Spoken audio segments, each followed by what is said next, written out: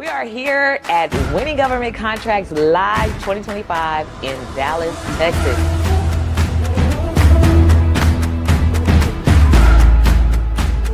I am Dr. Quantity Irving, and I help small business entrepreneurs actually leverage government contracts to create generational wealth. From this weekend, I wanted to get the motivation and the courage to jump in, start bidding, and start winning.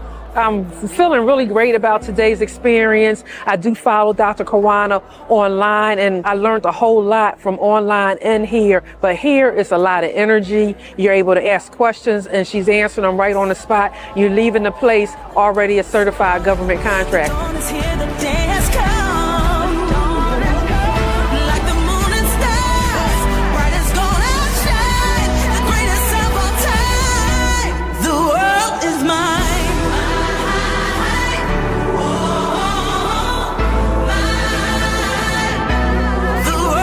It's been a wonderful eye-opener in terms of all of the opportunities that there are out there for my field, as well as fields that are on the outside.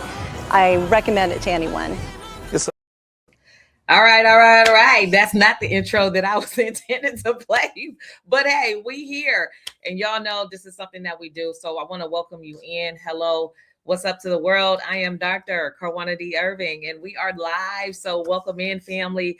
Today's episode is for the builder, the entrepreneur, and the contractor. Of course, we can't forget about those visionaries who knows that they're meant for more, but maybe just don't know where to look for opportunities. So be on the lookout, because we're going to talk a lot about on this podcast. We do talk about wealth with purpose and legacy and intention and building businesses, all those things, not just about making money, but how to make impact. And today I've got someone very special with me who is living proof that government contracts is not just a theory. It's not just something that we talk about here and there. It's a vehicle. Okay. So our guest today is Oliver Fernandez. He's the owner of McKenzie Construction. And over the past 15 plus years, Oliver has secured more than $250 million in federal contracts, working with agencies like the Navy, the Air Force, USDA, the National Park Service, and more. We're not just talking about small jobs either. We're talking about multi-million-dollar projects, from critical infrastructure to national facilities that serves this country every single day. But what makes this conversation very powerful isn't just the numbers, it's the journey, right? It's the journey, the systems, the lessons learned along the way, but most of all, the mindset that it took to get there. So if you've ever wondered whether government contracts could change your life, your family, your legacy, your business, this episode is for you. So welcome in, Mr. Oliver. Hello, great to have you. Hello. Yes, ma'am. Excited to be here. Awesome. So let's just start by just giving a little background of how you started in business before we even get into the weeds of things. Like, can you just bring us up to speed with your background? Yeah. So the way I started this company was I was a senior in college, and I got a call just before graduation from my dad. He had been a contractor my entire life, and he was saying, "Son, I'm in some financial troubles, and I need to put a business in your name." And we had the same name. I'm Oliver Dan Fernandez III. He's Oliver Dan Fernandez Jr. I was thinking about my mom and my three sisters, and I wanted him to still be able to provide for them. So I'm like, yeah, put the business in my name. Let's do it. Let's make some money together. And at the time I didn't realize that, how much risk I was taking on there. But, and in the beginning it was real simple, right? Like we were doing like smaller projects, $5,000 to $20,000 projects. And, we needed to rent a piece of equipment. I had a little credit card out of college. So I, put the rental piece of equipment on my credit card. We'd go do the work. He'd get paid. He'd pay back me, and then I pay back the credit card. And it all started there. Yeah, right. For everything there's a beginning, right? So that was just kind of the beginning. So it was you and your dad, and then I know we want to talk about like the outcome of all the years and hard work that was put in, but we're going to go backwards a little bit. What first opened your eyes to government contracting as a real opportunity for you as a business owner, entrepreneur? Well, I had a unique upbringing because my dad was in construction, right? Mm-hmm. And he definitely had like an up and down roller coaster ride with construction. And because I was his son, and my childhood was up and down. One day we'd have resources, and then the next day it was like, I was in the car with him, and he's like, we got to like, take all my coins and, convert them to cash so we can like, get food for dinner. Yeah. So it was just like this weird relationship. But at the same time, I also saw a lot of his friends, right? Mm-hmm. And his friends, were able to create success and sustain the success. So I always knew that something was out there, and that there was this thing that I could, if I was able to build it and sustain it, then I could be successful with it. Mm-hmm. And so at what point did you break off into doing your own thing, your own business? Yeah. So, we started off with the smaller projects, and, I was doing a lot of like the back end, I'd do a lot of the invoicing, and I'd help put together the proposal, type it up, send out the email, and all those things. And then we started going after some bigger projects. And at the time I was also trying to do some real estate stuff. And, when we was going after these bigger projects, they were requiring more money on my credit card, more money, getting more lender credit. Right. Mm-hmm. And I was like, I got to get more involved in this thing, just so I at least know where everything is going and where the chips are falling. Yeah. And we landed this, $2 million project down in Florida. And it was basically to connect, Tampa to Orlando. It was the I-4 connector, and they were redoing it. And we didn't get the big project. It was like a couple $100 million project, but we got a subcontract from the large contractor. And our portion of the scope of work was just to install all the underground piping. So like you think of like 24-inch concrete corrugated or concrete pipe that goes underneath these highways. That's what we were installing. And we were getting beat up so bad on this project. I mean, we were doing great work. We were submitting all our invoices timely after paying for tens of thousands of dollars for equipment every month. We were paying tens of thousands of dollars worth of payroll every week. We were, fuel, gas, materials. And then at the end of the month, we were like, can we get paid our invoice? And then it was like, you had to wait 30 days, and then you had to submit all these releases. And I get it. I trust me. I want my releases too, even now as the contractor. Right. But it was like, it was 90 days after we submitted our invoice. And it was like, we were just getting beat up so bad. And I was looking around. I'm like, man, somebody's making money here. It is just not me. Yeah. And we were a subcontractor at the time. We had a subcontract. Mm-hmm. And I was like, I want to work directly for the client. I don't want to do this subcontract work, because I gotta, not only do I have to jump through the client's rules and regulations, now I have to jump through the prime contractor's rules and regulations too, the guy that has the original contract with the client.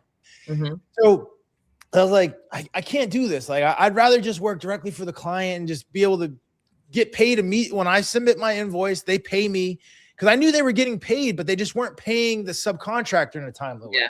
Right. Yeah. So my dad wanted to stick doing this subcontract work. We were $500,000 in the hole. I'm like, dude, I'm done with this. I'm not doing it again. I'm not doing another project. So like, he went and continued doing subcontract work. And I was like, man, I'm going to be a prime contractor doing the work directly for the client. And that client ended up being the government. Yeah. So let me just be clear, because I know that sometimes our audience is like between contractor, but also professional service providers. And then there are some people who provide products, right? So depending on how you actually come in as a subcontractor, it could be upside down for you, right? Especially like how you came in. General, like construction workers, basically you have equipment, you have your workforce, you have your PPE gear and all the things that you have to come out of pocket. Like, what were some of the biggest lessons learned as a subcontractor coming in that you basically, can say kind of helps you identify why you wanted to switch positions from subcontracting to prime? What were some of those biggest lessons? The biggest thing for me was literally just getting paid, being the first person to touch the money. Right. Like, we were doing the same level of quality work that we're doing now. Like, we deeply care about the end product. Like, we deeply care about starting a project and finishing a project. Mm-hmm. We deeply care about that stuff. Right. But then like when it's time to get paid, there's all these like, oh, well, we need this or we need that. And like, I remember like being so stressed about making payroll. Right. And we had a $300,000 check that was supposed to be paid to us. And then obviously a lot of that money was going out to pay, our material suppliers, all that stuff. But like, there was a portion that was supposed to come to us to be able to make payroll. And I was told that we're not going to release the check over a $2,000 release that we still needed to provide. Yeah. It's like, it's $300,000, $2,000. Like, why are we doing this? Yeah. And then I was like, you already have the money. It's like, why are you doing this? You're going to make me like, it's just not a good situation. I want to be in control of my destiny. I just didn't like that. Like, I was not in control of my destiny. And I had to do like all this, like, just things that I just put me in a weird spot, and I wanted to be able to, do my good work and then get paid for my good work and then be able to then disperse them payments. Cause that's what we do now. Like, we know what it feels like to be in that situation. So we don't drag our subcontractors through that. Yeah. We pay them when they're due payment. Absolutely. And that's very key, of course, because when I first started getting contracts, there were a lot of subcontractors. I did it as a subcontractor initially, and then sometimes I would get paid late, depending on who it was that I was working under. Oftentimes, I'm always getting paid, on time. So there's a balance, right? Most people give up. But you didn't, right? And you're talking about $300,000 that you're waiting to pay your people and to just basically make yourself whole from all the money that you already had out into this job. What would you say what was the mindset shift of why you didn't give up, where most people would say, this doesn't work, I quit? I think about that often, like, why didn't I give up? And I just had, I always was even ever since I was a little boy, my goal was to take care of my mom and my 3 sisters. And now all of a sudden I was in a scenario where I like potentially have made it worse. So I was like, it was a horrible situation. And I just remember I used to listen to this guy, Les Brown, and he just like literally opened up some like different ways of thinking. It's like, he started saying like, it's not over until I win. And I was like, started saying it's not over until I win. And like, I knew people were winning. It just wasn't me. I just needed to figure out the way to win. Right. Yeah. And, he said, keep failing forward. And I was like, man, I'm failing a lot, but I'm going to keep moving forward. Yeah. Yeah. And then, and it took a lot of that. Right. And it took a lot of, disassociating with all of the distractions that were like holding me back. Right. Like I was doing real estate at the time. I totally stopped doing real estate and just purely focused on building my business. I had a lot of family stuff going on. I totally just kind of separated from the family stuff so I could just keep building my business. I had a lot of friends, things that were going on. I totally separated from all that so I could keep building my business. And through all of that, I created this like this vacuum that like I couldn't be stopped. Right. Yeah. That's really good to note, because mindset and mentorship and like how you think, it matters in business so much more than the average person really truly understands. And a lot of times we don't want to talk about like that mindset piece, but you could have gave up, but because you had the right mindset, the right mentors, and you listened to the right voices, of course, you said, well, I'm not going to quit until I win. Now, when did you start winning, and what changed during that period? Yeah. So we were on that project in basically connecting Tampa to Orlando. And I committed to myself that I was going to be the prime contractor one day. And then I got this introduction to a guy who had been doing government contracts as the prime contractor. And he had been doing it up in the Northeast. So like that's in like Massachusetts, Groton, Connecticut, Rhode Island, all of those areas. Yeah. And I was talking to him. I've been listening to the projects he's getting. He's getting like, a couple, $3, $4, $5 million, construction projects. I'm like, oh man, this is exactly what I want to do. Like, how can we do some stuff together? Right. Mm-hmm. And he's like, hey, kid, I'm not giving you any of my projects, but if you go out there and find some projects yourself, I'll help you get them done. And I was like, okay, that's all I needed to hear. Yeah. And I just started hitting the pavement. I started going to all the vendor outreach events. And like, when I say go to the vendor outreach events, I was, driving to these things, right? Like, I was driving from Tampa up to Pensacola, 7 hours, driving from Tampa to Albany, Georgia, hours, and going to these vendor outreach, meeting people. And then I'd go to these vendor outreach events and I'd be like, that's the lady that runs that business that's doing like $10 million out of this facility. And I'm literally standing right behind her, listening to her pitch to the government. And I'm like, it humanized the entire process for me.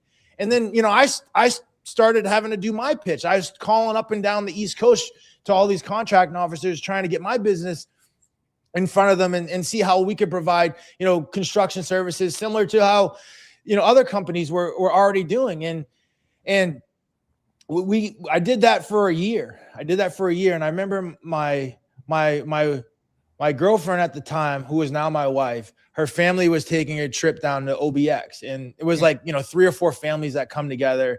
And they rented this real big house, and it was like a 3-level house. And then it had this other level that like walked up to this like little lookout area. It was like a little nook, but it had like a little office up there.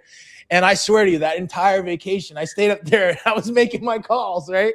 Yeah. And I was on that trip, and I called to this contracting officer at the Fish and Wildlife. He was in Atlanta, and he's like, he answered the phone. He's like, actually, I do have a project. I have a project down in Sanibel Island. It's an HVAC replacement project. Is that something you can do?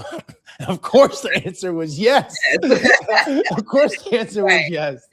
Right. So we ended up, it took me a year to get my first prime contract with the government. And, we went down there, we put together our proposal. And then I submitted that proposal, and then I get the call back, and he's like, hey, Oliver, appreciate you sending your proposal. We've got an opportunity to review it. Yeah. We need you to sharpen your pencil. Mm-hmm. And I was like, oh, what does that mean? What does sharpen your pencil mean? That means, reduce how much money you're making, your profit, they want you to, take some money off your profit that you're making so that they could, quote unquote, make the award. Yeah. And I remember telling that same thing to the guy that was mentoring me at the time. Yeah. And he's like, Oliver, do not touch the number. Okay. And I was like, what do you mean? I was like, I really want the job. Like, we'll just take, even if it's just a little bit, to show him like we're willing to work with them. He's like, Oliver, do not touch the number. I was like, okay. All right, I'm going to send it. And I'm like, oh, I don't want to send it. Yeah. And I sent it. Yeah. And I get the award. I got the email back saying, hey, Oliver, we awarded you the project. Appreciate everything. Like, this is your next steps. Yeah. And I was like, oh my gosh. Wow. All these years, the reason why I'm in the hole is because of myself. Yes. I was giving away my profit. I was giving away the resource that was meant for me to grow my business. Yes. And I'm glad that you mentioned that, because a lot of times people don't understand their worth, right?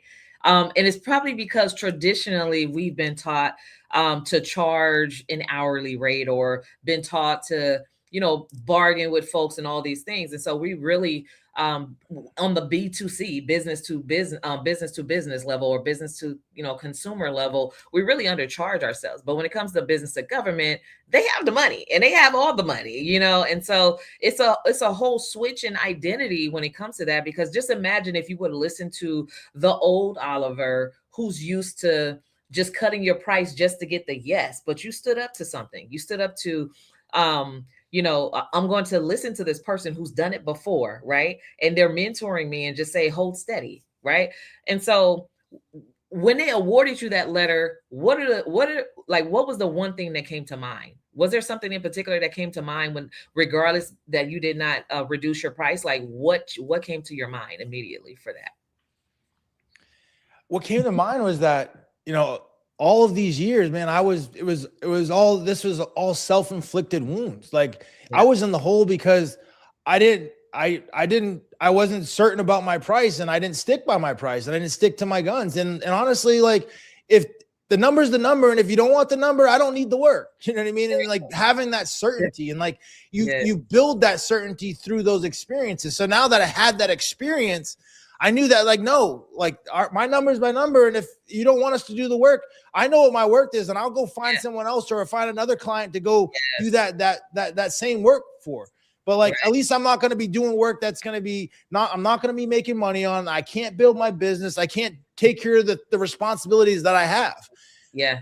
And it'll leave you stressed out in the process. So you're not going to enjoy the work. Yeah. Right. Exactly. Yeah. So you said something very important. So you said that it took you a year of pretty much beating the pavement, making the phone calls before you landed your first prime contract, although you were doing subcontracting at the time. So it took you a year. So what made you keep going? Although, like, because sometimes people think success is overnight, and especially because opportunities are there, they think it's going to happen much sooner. But what made you keep going even through a whole year of making phone calls and, just getting, birds, basically? Yeah. Well, number one, I knew it was possible. I found somebody that was doing it, and he was literally actively getting contracts. So I knew it was possible. Now I just needed to sharpen my skill sets to get them, right? And number two for that was I put myself into the fire, right? Like I owed people $500,000, and I wanted to pay them back. And they were calling me. They wanted their money. They were starting to press lawsuits. And it's not a good spot to be in. And it was a horrible spot to be in. But you want to talk about like focus and getting rid of all distractions and having a fire underneath your butt. Like I had that, right? And that fire underneath my butt forced me to make the phone calls because I didn't know how to speak on the phone. Yeah. But I found a way. I was like, hey, Oliver, big boy. Hey, big boy. You found a way to get $500,000 in the hole? Big boy. Go find a way to get $500,000 out of the hole. Right. So you want to be scared now to get on the phone and call these people, and like, why weren't you scared then? Right. So I was like, all right, you're right. This is all the conversation I'm having with myself in my head. I was like, you're right. So I'm making the phone calls, fumbling and dumbling on the phone. But you know what? I said my pitch so many times wrong that I finally found out how to say it right. And most people don't ever say it that many times, and that's why they're still struggling with their pitch. So do you still pitch procurement officers or contracting officers before you find an opportunity? Do you still pitch now? Is that still your process? So yeah, well, I mean, not as much in the front end, but you still are pitching, right? And in the same time, say I find an opportunity off of SAM.gov, right? And I'm going after that single award opportunity. Like, government reaches back after you submitted your price. Sometimes they'll reach back out to you and say like, hey, your price was in a reasonable range of our project. I want to have a conversation with you.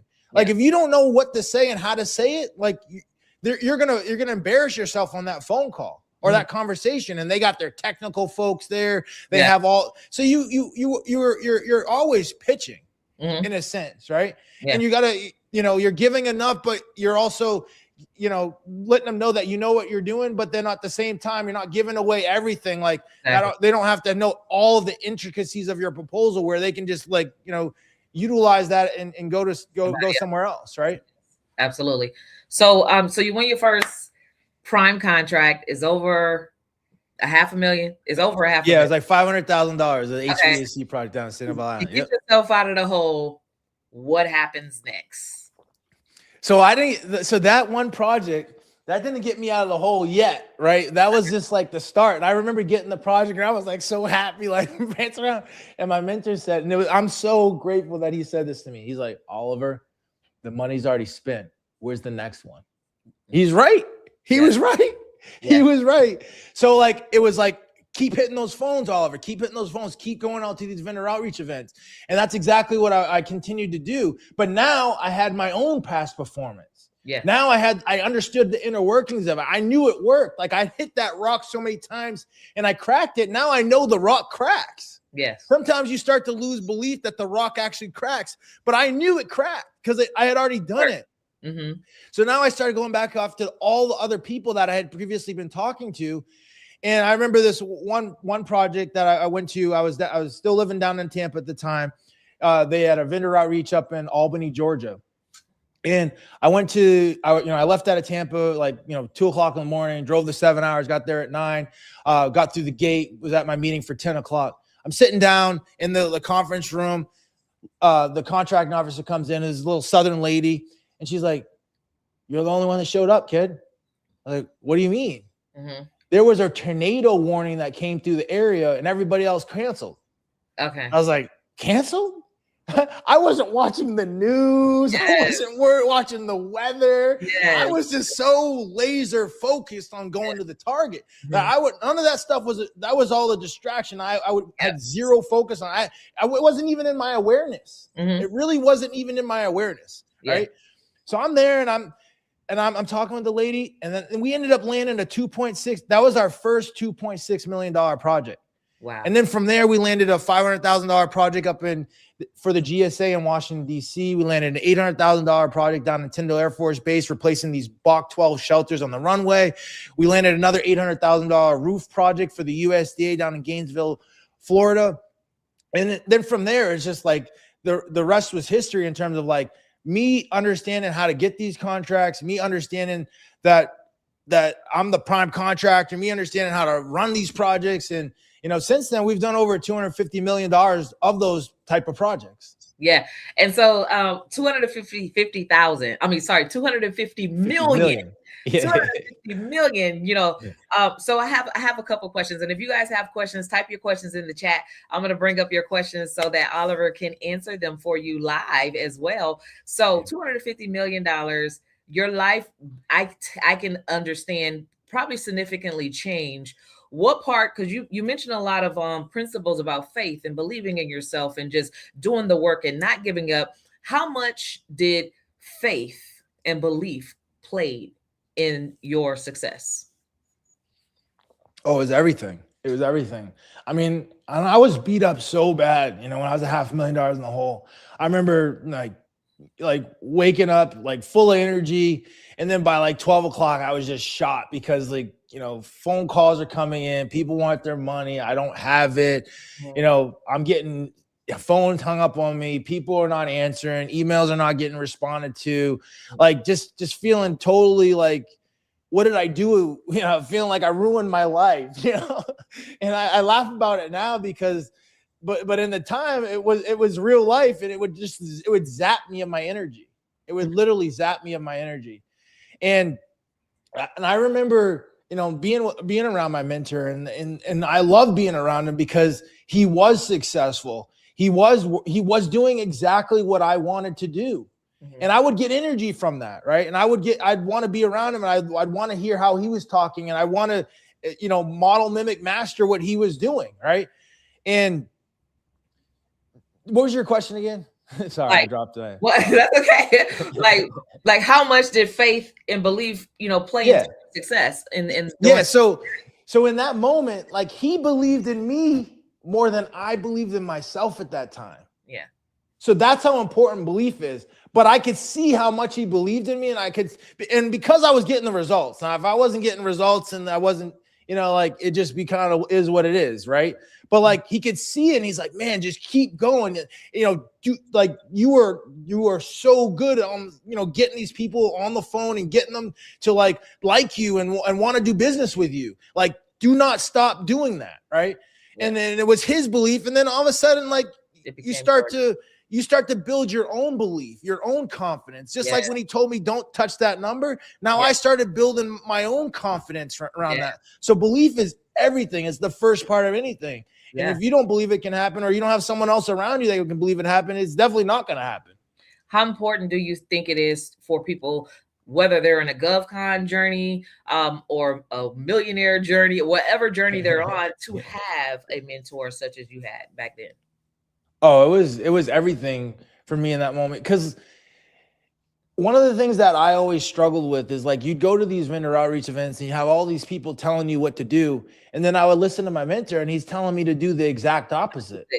And I'm like, all right, all right. So what you're saying is that, I don't need to do what they're telling me to do. And he's like, yes, do not do that. Do this. And then I start doing what he's telling me to do, and I'm getting results. And I'm like, man, you got these people that are running around telling you what to do. And like, they don't have you look at their life, and they don't have the results they want, that you want in your life. But like, you find someone that does have the results that you want, and then you're not going to listen to them. No, you got to listen to the people that already have the results, and then model, mimic, master what they're doing to get yourself those exact same results. Yeah.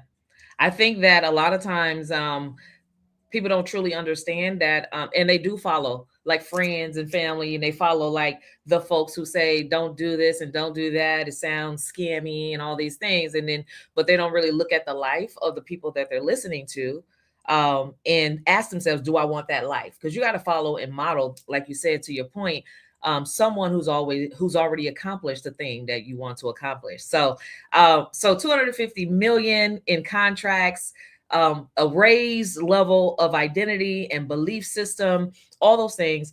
As a small business owner, what part of those contracts became a reality because you were a small business, a minority business, if any at all? How important is it to have those certifications? Yeah. So to be considered a small business, the government, you need to be like under like whatever, $45 million. So that's almost every business. So, there was one thing that, my dad always used to tell me, even though like we've had our differences, right? Mm-hmm. He's like, man, I don't care what certifications you have, you still got to get the job done. And I really embodied that, right? Mm-hmm. So like, yeah, I had a small business certification, but like, I wasn't thinking that I'd made it because I had a small business certification. Mm-hmm. What I wanted contracts, right? I wanted to execute on those contracts, and I wanted to be able to perform on those contracts, and I wanted to be able to make sure my subcontractors got paid, and I wanted to be able to build a team. And then that's when, like, that's where I found my pride and my certainty was in like the impact that I could have because of the leadership that I could be instilling inside of the business, right? Yeah. So like, yes, we had like that small business certification, but it wasn't like some people like wear that as like they're everything, and that just never been me from like a big picture standpoint. So big picture standpoint is like bring the quality work so you can continue getting the quality jobs, right? Right. Because no one can ever deny that, right? No one can ever say anything about that, right? It's like you let them talk in the stands and you beat them in the field, and like no one can ever deny the result. Mm-hmm. Yeah. So I have a couple of questions in the chat. I'm going to bring them up very shortly, but let me ask you this beforehand, because life could look very different when you start doing business with the government. How has your personal life evolved now that you've mastered understanding how to pitch and win government contracts?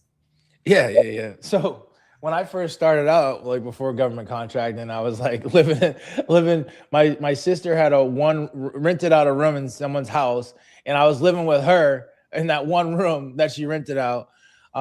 So like, life was in a really hard, challenging situation. $500,000 in the whole credit card debt.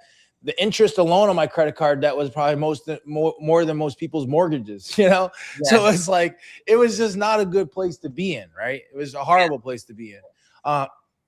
So yeah, government contracting has changed everything in terms of my life, my ability to be able to provide for my family. I told you in the beginning, I always wanted to be able to provide for my mom and 3 sisters. Now I have my own family, I have my wife, and I have 3 kids. But I'm still the person that, like, my sisters need anything, I'm always there for them. You know what I mean? Like my people that need me. Like I take a lot of pride in being that person, right? Mm-hmm. And so government contracting has done all of that for me, right? Mm-hmm. And one thing that I always, I tell the team this too. It's like, okay, we can get $250 million worth of contracts, but we don't just put all that money in our pocket, right? We got to hustle to execute that work, to then like hold the cost so that, like, okay, you do $250 million worth of projects, but like, what's going to stick with us? Yeah. And the part that sticks with us is we got to hold those costs to like to 200 million. We got to hold those costs to less than that. So there's money that sticks to us, right? Absolutely. So I have a couple questions here. I'm going to bring up, is it Rich? I'm just going to put it. Rich Properties has a question. what causes the most internal complaints in obtaining a contract? Internal complaints. What do you mean by that? Yeah, if you want to expound upon that, Rich, if you want to just re-ask that in a different kind of way, so we can have some context behind it, like, because I don't want to guess either. And then it says, I was scared to make a mistake, so I overthought the process. Has there ever been any times where you was afraid to make a mistake or lose an opportunity? Always. I still am, you know, and like the name of my podcast when it first started was called The Imperfect Entrepreneur. Yes. Because we're so ingrained in our entire life that you have to be perfect. Perfect. Yes. But nothing in life is perfect. Right. I was telling you guys in the very beginning, fail forward. And Les Brown planted that seed in my head. Fail forward, fail forward, fail forward.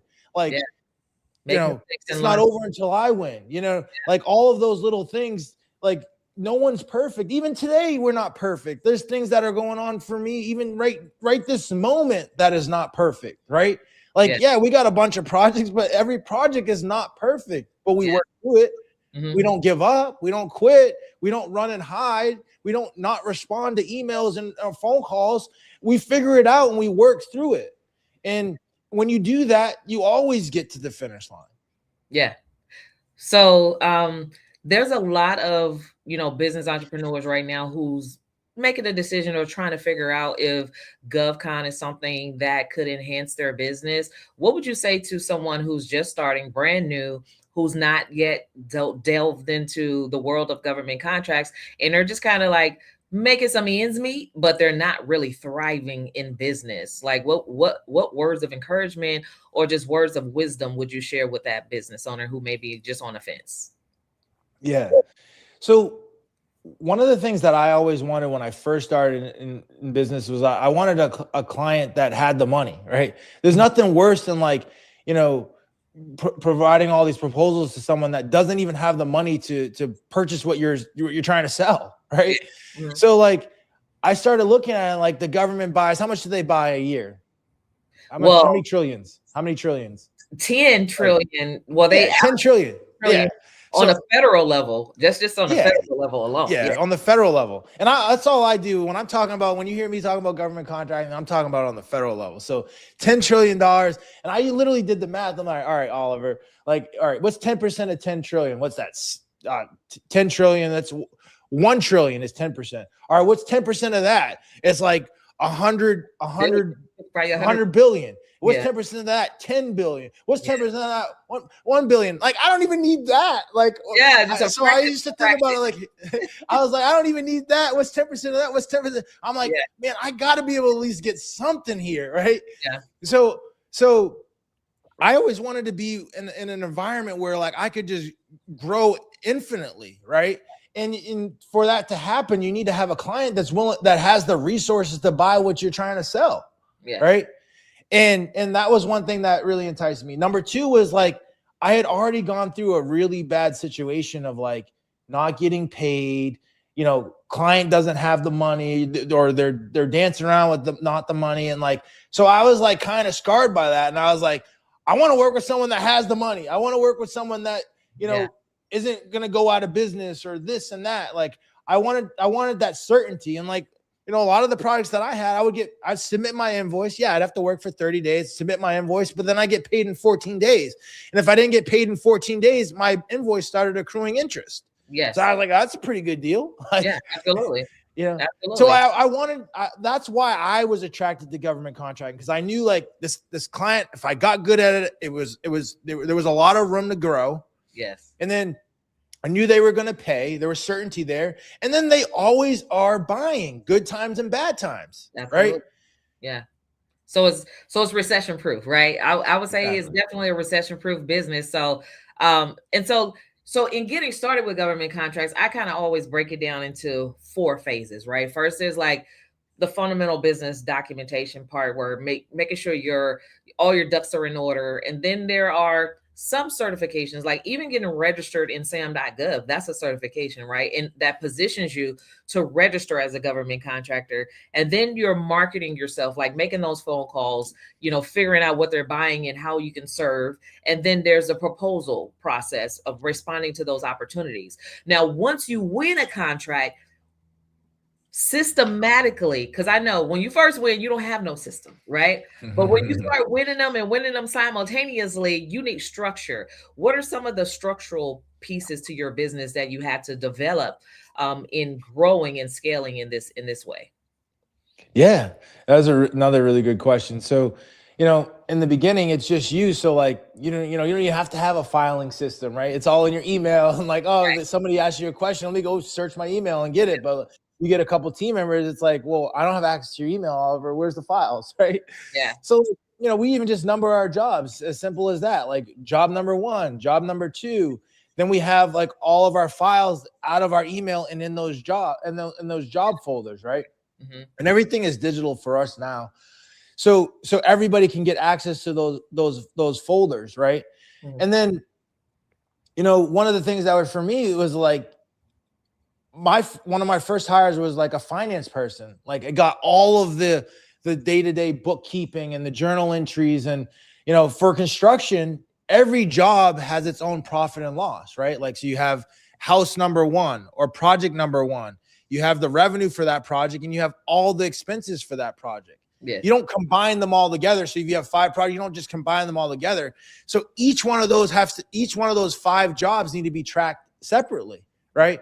Mm-hmm. And then collectively, all of that funnels down into one profit and loss. But like all of that stuff, I needed to get off my plate. So I brought on a finance person. They took all of that off my plate, which then allowed me to focus on bidding and then project execution. Yes. Right.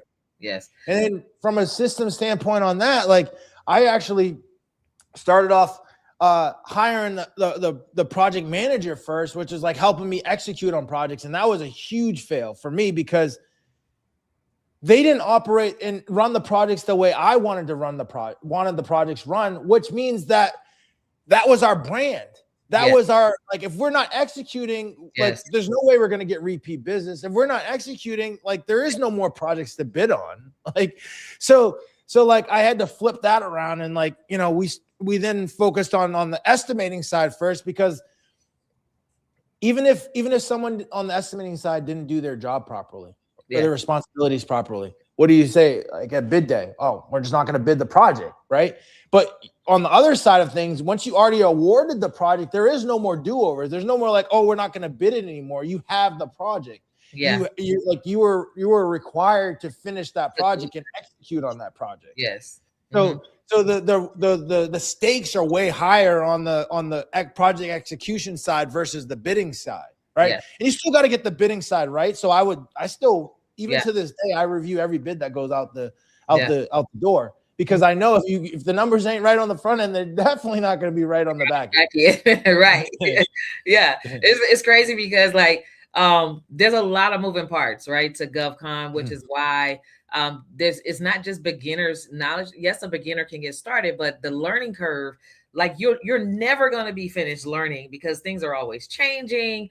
In the industry, things are always moving. So you're going to ever be, evolving. And so I love the conversation that you're having about invoicing and building teams, because as you're growing, you're going to need to hire. So you do become the employer of tomorrow, which is why government contracting opportunities, especially for small businesses, it exists so that you can be able to evolve to be a job creator and those particular things. And just know that once you do get a contract, because everybody's so excited about, I want to win this bid. I want to win this bid. Okay. But when you get it, then what, right? Now there's a whole nother world of understanding what you have to do to deliver, the timeline, the quality assurance, making sure that you invoice and then you get paid all of your money, all that stuff, because now it's a whole nother project within itself. So it's good to hear the whole full story so people can know that, yes, it can change your life, but yes, there are also some challenges, some things along the way that you have to learn, because we're at the end of the day, we're entrepreneurs and we're business owners. And so that comes with the territory of business. What would you have to say to to just in general, Oliver from 250 million less years ago, right? To Oliver today. How do you think about entrepreneurship today versus then? Yeah, no, I mean, I think about it today is like, you got to have a big front end, right? And what I mean by that is like you got to get good at sales, and and honestly, that's what I had to get good at when I first started. So it's like, keep the main thing, and then once you get good at it, then all of a sudden you create the thing that you build out the rest of the organization. So, a lot of people want to start in the backside of like, hey, I got to get my business cards or my websites or this and that. But it's like, that's kind of like down the line a little bit. Like get in front of people, like see what they even want to buy. Like, when I first started, I was telling you, I was installing underground pipe, but like, that's not what I got my first contracts in. Yeah. I got my first contracts as a HVAC, doing HVAC type work. Yeah. So I had to kill who I was to go do what I wanted to do in life. Right. Yeah. And that was a huge shift, right? Like I can't just tell them, hey, I do this. They weren't buying that. So if I didn't want that $500,000 contract, if I didn't want that $2.6 million contract replacing coiling doors, if I didn't want that $800,000 roofing contract, if I didn't want that other $800,000 replacing shelters along the runway contract, like I would have never got them if I kept telling them like, hey, I install underground pipe. Yeah. So at the end of the day, it's like keep an open mind, be flexible, and follow the money. Right? Exactly. Follow the money, because if you're not solving the problems that they're putting money behind to solve, then you're really leaving yourself out. Right? So I think that's a really great point. Just evolve as an entrepreneur, and an entrepreneur doesn't just do an industry work. An entrepreneur actually provides a solution. And if you can provide a solution for the government, then you can actually make 250 million and more, right?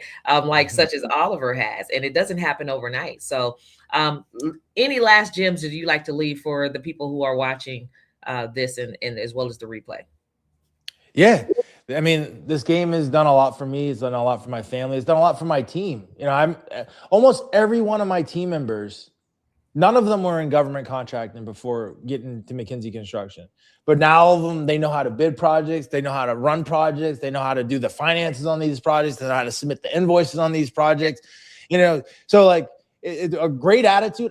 I'm telling you, someone was asking me the other day, Oliver, how did you know how to do submittals and all of this construction stuff? I'm like, I didn't. I honestly, I did not. Like when we first got our first government project, and now I was the one responsible for like all of the coordination. I didn't even know how to do a transmittal, a submittal, like none of that stuff. But I had high energy and I was willing to do whatever and learn whatever. And I mean, now with all the resources online and all of like all the Googles and the chats, GPTs, all the things there's no excuses, right? To not like be able to present a final product, especially if you got a great mentor that's like, that's what that needs to look like. Yeah. Absolutely. So basically, if this is something that if anyone is watching, you're like, hey, I'm ready to learn. You just got to be willing to make the mistakes, to fail, to learn from your mistakes, and, to get yourself back up and keep going. You just can't quit. So look, family, I hope you've heard this clearly. Government contracts are not reserved for a select few. They're available for those who are prepared and willing to do the work. So Oliver's story proves that with the right mindset, the right systems, the right strategies in this particular space, this can change the trajectory, not only of your business, but of your family's lives and your bloodline. So if this conversation stirred up anything inside of you, don't ignore it. There's room for you here. And there's no way that this industry in contracting with the government could ever be overcrowded or convoluted. So just know that there's opportunities and there's room for you as well. As always, if you're looking for guidance, clarity, and a real roadmap into government contracts, you already know where to find me. Hit me up on social medias. I am under Carwanity Speaks on Instagram, right here on YouTube, and you can find me also on Facebook. So Oliver, thank you so much for sharing your journey, and we'll see you in the next episode. Awesome. Appreciate you. Thank you. Thank you.